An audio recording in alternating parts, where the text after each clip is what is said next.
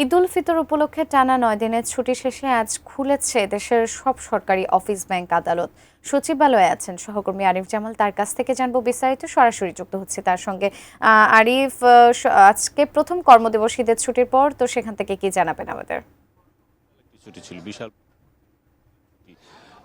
শুক্র শনি মিলিয়ে সাপ্তাহিক যে ছুটি রয়েছে শুক্র শনি সেটি মিলিয়ে ৯ দিনের ছুটি হয়েছিল। মাঝখানে যদিও একদিনের একটি গ্যাপ ছিল, তবে সেটি নির্বাহী আদেশে, অর্থাৎ ৩ এপ্রিল নির্বাহী আদেশে সরকার ছুটি ঘোষণা করছে, যেই কারণে এবার গত ২৮ তারিখ থেকে ২৮ মার্চ শুক্রবার থেকে শুরু করে গতকাল পর্যন্ত ৫ এপ্রিল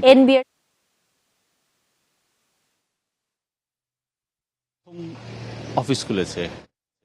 আমি রয়েছি সচিবালয়ে সকাল থেকেই কিন্তু আসলে কর্মকর্তা কর্মচারীরা আসা শুরু করেন। সকাল ৯টা থেকে অফিস, তার আগে থেকে আসতে শুরু করেন।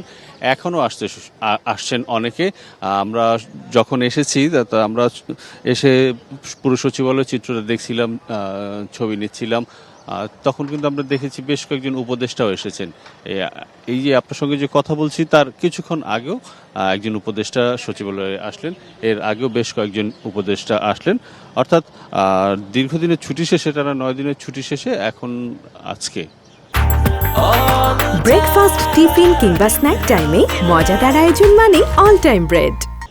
আজকে সপ্তাহের প্রথম কর্মদিবস, এবং সেই প্রথম কর্মদিবসে সচিবালয় কর্মচাঞ্চল্য ফিরে এসেছে।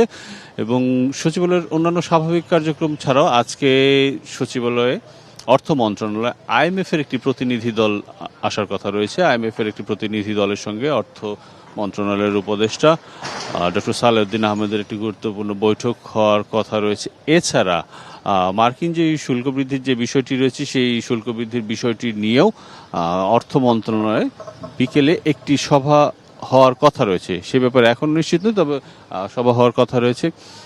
এছাড়া আমরা প্রতি বছরই দেখি যে ঈদের পরে প্রথম যেদিন কর্মদিবস শুরু হয়, অর্থাৎ প্রথম যে দিনটি থাকে ঈদের পরে, সে প্রথম দিনটি প্রথমে আসলে কর্মকর্তা কর্মচারীরা যারা আসেন, অথবা এখন তো অন্তর্বর্তী সরকারের উপদেষ্টা রয়েছেন।